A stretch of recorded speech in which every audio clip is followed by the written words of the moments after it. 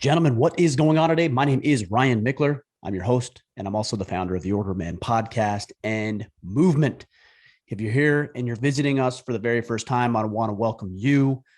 Really glad that you're here. If you've been with us for any amount of time, whether it's been a month or a year or 7 years, which is as long as we've been going, welcome back. And thanks for being in this battle with me. And if you're wondering what the battle is, guys, the battle is to reclaim and restore masculinity.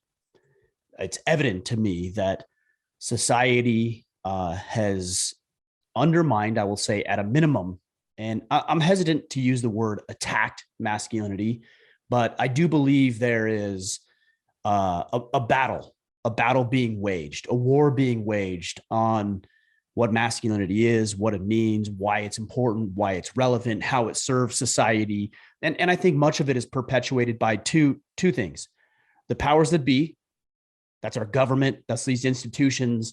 That's entertainment. Anybody who wants your attention is going to undermine what it means to be a man, because weak men aren't able to withstand some of the temptations and the battles that are being waged. And then I also believe it's perpetuated by ignorant people that sure don't have any problem enjoying the luxuries and the benefits of what masculinity has provided throughout the ages, but they love to complain about it while they're yapping on their smartphones, while they have the freedoms to be able to do it in the first place, because men were able to fight and battle and lay down their lives for the freedoms that we enjoy. So I'm attempting here to reclaim and restore masculinity and put it back on the mantle where it belongs.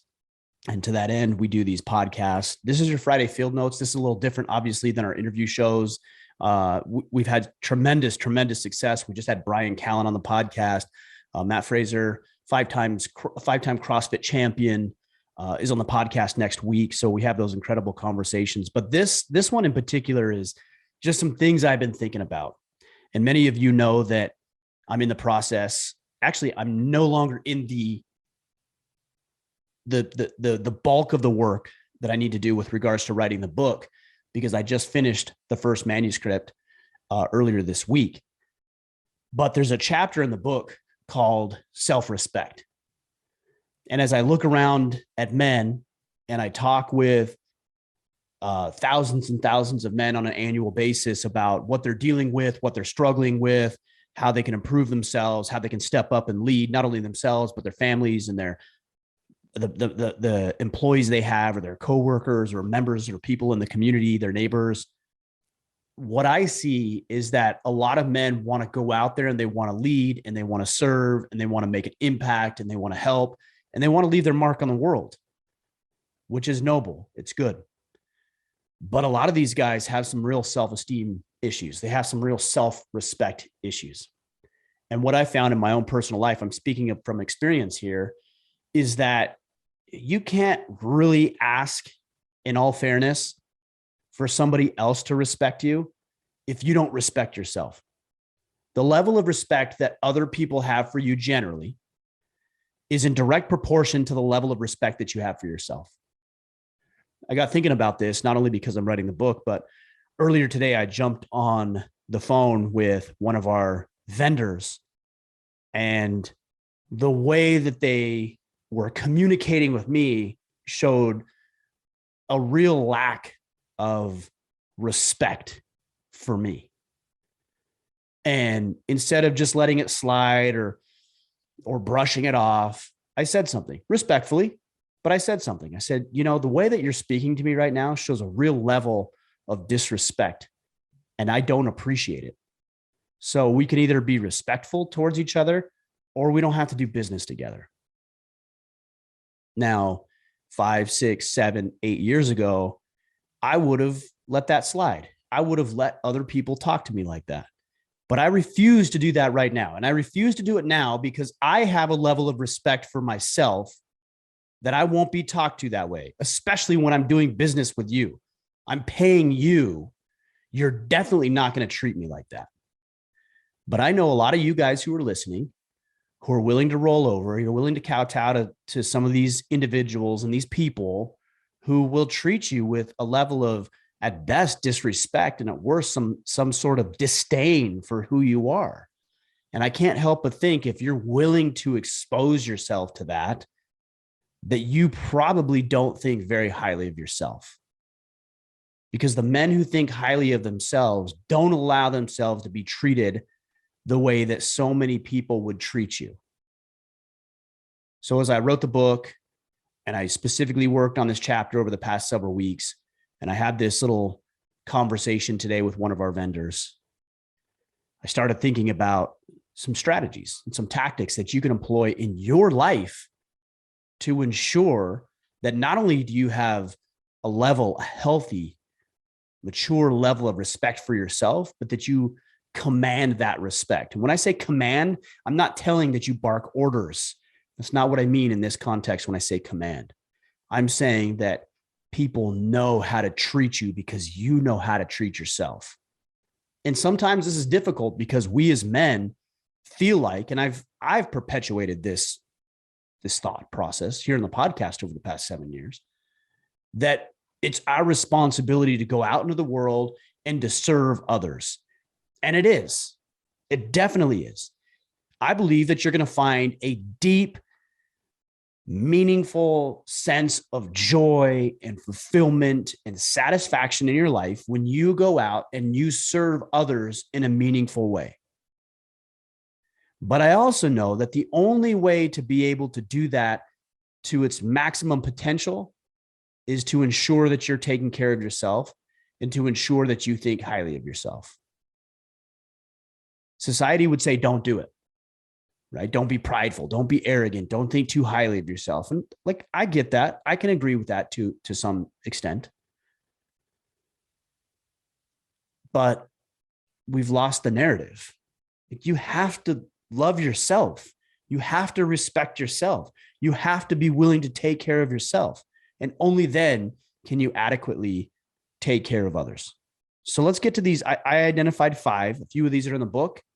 And by the way, if you want to know more about the book, then just sign up on orderofman.com for our newsletter, because I'll be sharing snippets and information and when it's available and how to get on the pre-order list and how to become part of the sales launch team, all that kind of stuff.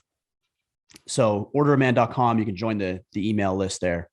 Number 1, guys, fill your cup first. Fill your cup first. You know, I know it's generally a leadership principle that you have to put the needs of others above your own, and you have to serve them. And I get that. Like, I actually don't see anything wrong with that. You know, there's times where I put the needs of my children or my wife, or even my clients above the needs of my own, because I want to be a leader. I want to be effective. I want to help, but that isn't sustainable. And so those should be isolated experiences. But you really need to fill your cup first, guys. You really need to ensure that you carve out time every single day out of your day and your week to take care of yourself. That could be visualization or meditation or going for a short walk or training jujitsu or reading a good book or reading the scriptures or practicing the guitar or painting or going out and doing some photography or going for a walk. I don't know what it looks like for you, but I want to give you permission, as if you needed it, that you have full permission to go out and take care of yourself. Now, if it comes at the expense of your obligations and responsibilities, that's a problem. Okay, there's a line, right? It's a spectrum. On one end of the spectrum, you allow yourself to get railroaded. You allow other people's priorities become your problems, and you never get anything done of your own, and you think less of yourself. On the other end of the spectrum is you only look out for yourself. You only care about yourself. You only do the things that are going to fulfill and uplift you, and you don't worry about anybody else. Okay, that's a problem too. There's a middle ground. So you need to take care of yourself in moderation so that when the time comes, and it will come, it happens every day, that somebody else needs you. You know, your daughter needs to have a conversation or even just a tea party with you. Your son needs to wrestle with you or have a deep and meaningful conversation. Your wife needs to be able to talk about her day and what's going on and the problems that she might be dealing with. And she needs you to be able to step into that role. A client or an employee needs you to help them with one of their problems. Your employer needs to task you with an assignment to be able to move the business in the right direction. All that stuff is wonderful. And I want you to be able to do those things. I want you to be able to fulfill those roles. But in order to do that for sustainable periods of time, you need to take care of yourself. I like the 80-20 rule. It's not perfect. There's going to be exceptions to it. But if 80% of your waking hours are spent on serving others and helping others and leading your family and growing your business and servicing your clients, then the other 20% of the time should be focused on you. Now, I'm not going to tell you when and how and where and all that kind of stuff to do it. You need to find a time to do it. I prefer early in the morning or later in the evening. Early in the morning because nobody's out of bed. Later in the evening because my kids are in bed. So early in the morning, late in the evening allows me to do the things that are important for me, to respect myself enough to take care of myself and fill my cup first, but not have it completely impact my relationship with my kids or my wife or my clients or employees, etc. Number 2, guys, do not become a punching bag. Don't allow yourself to become a punching bag. And if you do number 1 correctly, 80-20 rule, then it's not as likely that you're going to allow other people to railroad you, to treat you poorly, to mistreat you, to disrespect you, like that call I had with a vendor today. I'm not going to be your punching bag. I don't care what your problems are. I don't care what issues you have. Let me say it this way. I'll back up a little bit. I do care about those things, especially if it's somebody in my life. I care if you're having a problem, but I don't allow you to take those problems out on me because I think highly of myself enough that I'm not going to be your punching bag. I'll be your sounding board. I'll be your shoulder to cry on. Sure. I'll be a valuable resource in your life for good and productive outcomes, but I won't be your punching bag. I won't allow you to mistreat me. I won't allow you to disrespect me. I won't allow you to walk all over me. I won't allow you to exploit me. I care about myself enough that if somebody's going to treat me like that, I disengage, I sever the ties, I don't worry about the relationship, and I drive on with the people who are meaningful and significant in my life. And I don't care if that's friends, family members, whatever, not even my wife. And I've committed fully to her. I'm not going to be her punching bag, and I don't expect her to be my punching bag. Because look, let's be honest. I've done and said some things in my life to my wife where maybe I have tried to let her be my punching bag. And I hope that she stands up for herself. I don't want to be that guy. Like we've all been there for sure, but I don't want to be that guy. So I need to respect myself enough, and I need to teach the people in my life to respect themselves enough. I remember a very small example. My son, my oldest son, fills orders. So if you've gotten a hat or a shirt or a battle planner or whatever, it's likely that you've received that from my son. He'll write you a handwritten note expressing his appreciation, but he takes emails, he fills orders, he ships them out, he does all of it. It fulfills inventory, all that kind of stuff. And not too long ago, about a month ago, a lady reached out and she was really, really disrespectful to him. She was wrong. Contrary to popular belief, the client is not always right. I've never bought into that. She was flat out wrong. So my son showed me the email and she was very disrespectful. She was very rude. So I sent her email back I was polite, but I was firm. I was firm but fair, as the saying goes. And I said, look, I try to teach my son respect, how to give it to other people and how to command it from other people. You're not going to talk to me or him or anybody else this way. Here's what we've tried to do. Here's how we've tried to make the situation right, even though you were the one who messed up. And so don't come at me, and certainly don't come at my son, because I teach him how to respect and how to be respected. We don't allow ourselves to become punching bags. And so the first line of defense is making sure that not only are you taking care of yourself, but you have the balls to call somebody out when they're mistreating you. That's not comfortable. It's not easy. It's oftentimes confrontational, and it should be. And sometimes people need to be checked. and nobody's willing to check them. Nobody's ever checked them. That's why they think they can get away with the bullshit they might be pulling on you.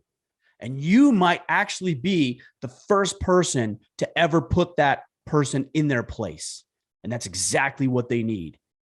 Not only should you worry about taking care of yourself, but you're actually doing them a service, because now they're going to learn what's acceptable and what isn't. And I refuse to allow myself and my people, my wife, my children, my colleagues, my employees, my coworkers, to be mistreated and disrespected. And I have the balls and I have the spine to say something about it when it comes up. If it continues, I sever the ties. If my little verbal check gets things in place, I'm happy to continue a relationship, because we all mess up from time to time, but it isn't going to become a habit, and it isn't going to become a pattern with me. That's the point I want you guys to get to. Number 3, guys, don't be desperate. Early on in my financial planning career, I remember trying to work with clients, prospective clients, people that I wanted to do business with. And I was so desperate for their business that it was like oozing out of me.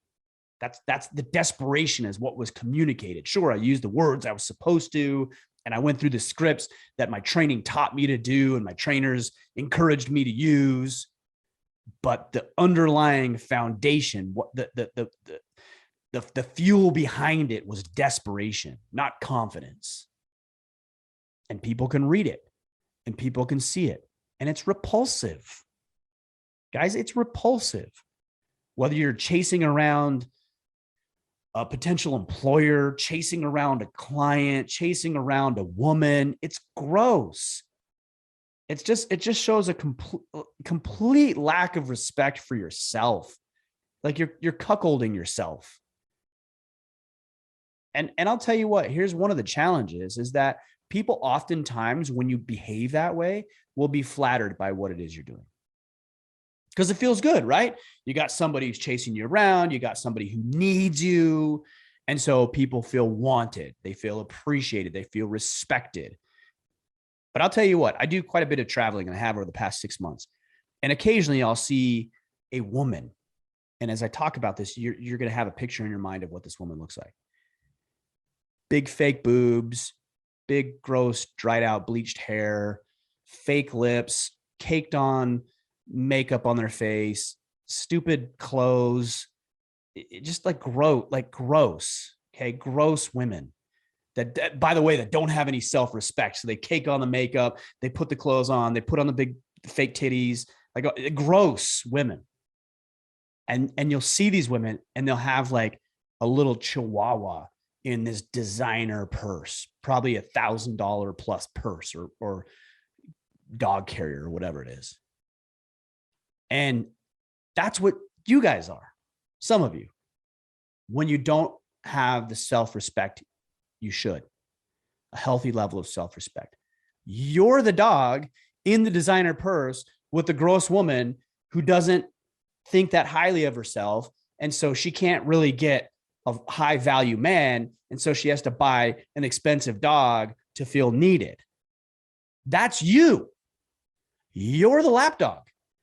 You're the designer dog with the fake boobs, the fake lips, the fake hair, the fake makeup. That's you. Don't be desperate. How do you not be desperate?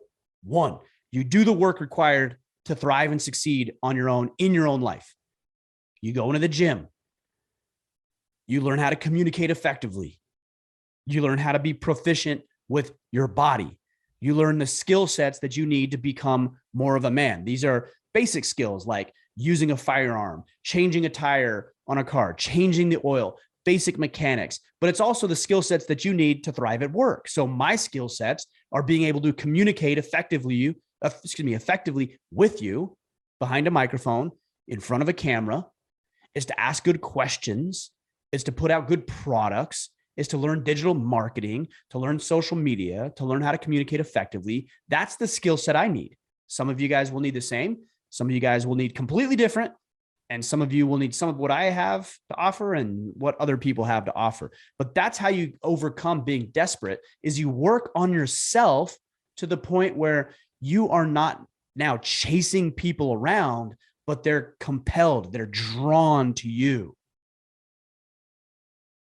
I never want to be in the position where I need somebody in my life. For my wife, for example, I don't want to need her in my life. I want her in my life because she enhances my life and she adds value to my life and she rounds out my perception of the world. And she offers me joy and satisfaction and laughter and love and intimacy. But I don't want to need it. I just want it. And so I have to become the best man that I can be so that I have the potential of offering the same thing to her. And the relationship is now reciprocal. Think about that puppy dog. You know, I know the dog's getting some food and some treats, but it has to do a trick in order to get it. It isn't inherently valuable. It's only as cute as it is, or as subservient as it is, or how many tricks it can do, or how many people give that fake woman attention because of it. It's not inherently respected. Don't be desperate. Number 4. Okay, I changed the order around a little bit here. I want you guys to learn to communicate and uphold the boundaries. I alluded to that earlier when I had this conversation with this vendor. You know, you could let people get away with it, treating you like dog shit, walking all over you, railroading you, exploiting you, taking advantage of what you offer. You could do that. And you all have. I have. Don't, because every time you let somebody mistreat you and you know they're mistreating you and you don't do anything about it, you're letting a little bit of your soul die. So here's the phrase: you encourage what you tolerate. So not only when people mistreat you and you allow it, are you saying it's okay? You're actually encouraging them to continue to do it. I'm not willing to do that. But in order to do that, you've got to stand up for yourself. And that's hard, especially if you're a quote unquote nice guy. It's hard because you think you're being an asshole. You're probably actually not being an asshole. You're just Overton window of nice versus asshole is shifted to the nice side. It's not even realistic. So what you might consider being a dick or an asshole might actually just be being a respected human being. But you've shifted the Overton window so far to nice that you no longer are grounded in the reality of what is assertive and what is aggressive. So you have to learn how to communicate. And look, you can do it in a respectful way. But this isn't the real world, isn't Twitter, where it's some faceless, nameless account behind a fake avatar. You don't even know if that's that real person. So you can say things you wouldn't say in real life. You can be respectful and still command a level of respect from others. So with this vendor this morning, I said, look, the way that you're communicating with me right now is very disrespectful. And I don't appreciate it. I wasn't a jerk. I wasn't rude. I was just firm. And you know what? The entire tone of the conversation changed. They immediately went from this weird demeanor of like, I feel like I'm better than you and you need me, and to very cordial, very mutually respectful. They were able to help me. I was able to help them. We came to some understandings. We worked through a couple of issues that we had, and we got it dealt with because I respected myself enough to say, no, you're not going to treat me like that. Here's how you're going to treat me. And I've done this with my wife. And frankly, she's done it with me. Hey, you don't talk to me like that. And it kind of was like, whoa, okay. And you know what? I appreciate somebody who can actually do that. It means they have a spine. It means that they're a high-powered person. They respect themselves enough to treat themselves right and demand to be treated right from other people. Do that, guys. You got to communicate it first. Like, you can't expect people to treat you the way you want to be treated without ever communicating some of that stuff. I mean, there's obviously a baseline of respect that I pay to all individuals unless they prove otherwise. And then there's an elevated level of respect that people have to earn from me. But you can communicate that. Hey, earlier today, you said some things that were hurtful. I didn't appreciate them. I don't mind you giving me feedback, but you're not going to say it like that anymore. And if you do, here's what's going to happen.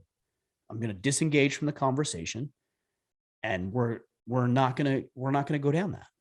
And then you need to uphold it.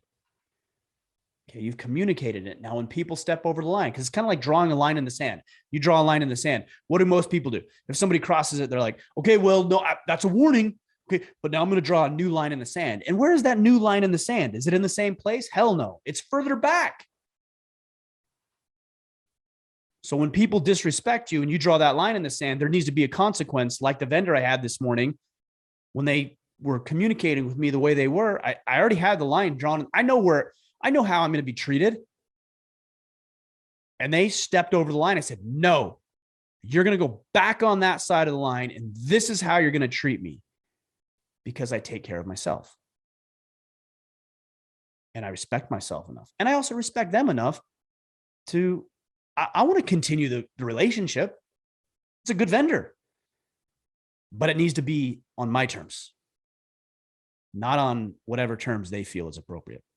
And the last point here, guys, is I talked about this Overton window of sliding. A lot of you guys have moved from just like a really healthy perspective of self-respect and the way that you treat other people, the way you expect other people to treat you. And you've moved that so far to this nice side of things that you allow yourself to get railroaded and walked all over and stepped on and get your nuts kicked, like all that kind of stuff. And so what I need you to do is I need you to shift over to this other side, but there's an extreme on the other side, and that's ego and arrogance. So an example of that would be, let's take the vendor example I shared with you this morning. If instead of saying, no, you're not going to treat me like that, you're being very disrespectful, and here's what I expect in our conversations. If instead I said something like, well, I can't believe you're talking to me like this. Don't you know who I am? You need me. And I was like so far to the other side that I came across as arrogant or egotistical. That's a problem too, because you're not better than other people. I'm not better than you. I'm not better than that vendor. I'm not better than the person I talked with today. And I didn't act like that. I don't believe I am. I believe everybody has an inherent level of worth. Now, they can undermine that by doing some bad shit. And if that's the case, like, I'm not going to engage in that. But everybody has an inherent level of worth. And I am not better than anybody else. And you are not better than anybody else. So you can have a level of self-respect, but I would be very, very cautious in allowing it to go too far and becoming egotistical or arrogant and believing that your shit don't stink and you're better than other people. You're not. You might know more than other people about a particular subject. You might be further down the path than somebody else, but you're not better than other people. So don't act like it. Find the common ground, find the middle ground of being able to respect yourself enough to be treated fairly, to be communicated with correctly, but you don't need to go overboard. And I think there is a belief in the self-help space, in the masculinity space, that you just need to be the alpha and the omega. What you say goes, and screw everybody else. And everybody else is a loser, and women are bitches. And your boss is an asshole, and you're the best, and you're God's gift to whatever. You aren't. You're an active participant in life. You're an active participant in the social experiment that we're all participating in. And cooperation is better than singling yourself out, than thinking you're above everybody else. This is a problem that we have, from family dynamics to corporate communication, all the way to the higher echelons of federal politics. You aren't better than me. You don't know more than me. You don't get to dictate what I do in my life. Like, you're not the most important thing, and the world does not revolve around you. That isn't what I'm talking about when I say self-respect. When I say self-respect, it's healthy. It's I care about myself. I take care of my body. I take care of my mind. I take care of my spiritual side of things. I take care of me emotionally and spiritually and mentally and physically. But I don't go overboard by believing I'm better than anybody else, because that's a whole other trap that we'll talk about in the future. But for now, guys, I want you to really, really be aware of the respect that you have for yourself, and know, as I started earlier in this podcast today, that the level of respect that others have for you is in direct proportion to the level of respect that you have for yourself. So let's recap. Number one, fill your cup first, mentally, physically, emotionally, spiritually. Number two, don't allow yourself to become a punching bag for other people or the butt of everybody's jokes. You're not. Don't allow yourself to become that person. The way you do that is by, number three is don't be desperate, but you're not going to be desperate when you're doing the work required to have more clients, to have more connections, to have more wealth and abundance and prosperity in your life. When I was early in my financial planning practice, I didn't have that stuff. So I was desperate for the one person I met with to do business with me. Right before I sold my financial planning practice, I was turning down referrals because I was doing the work. I wasn't chasing people around. They were magnetized. They were drawn to me. Number four, communicate and uphold the boundaries.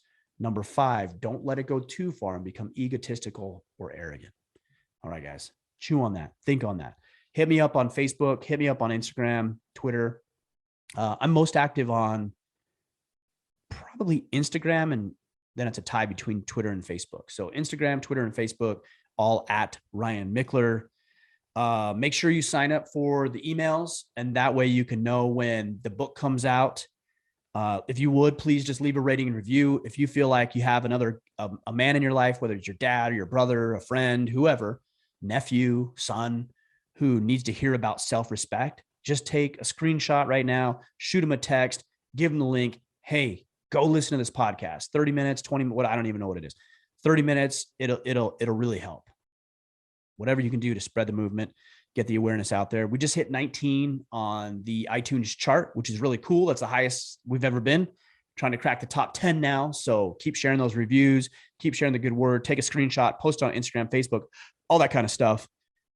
And remember to respect yourself. All right, guys, go out there, take action, and become the man you are meant to be.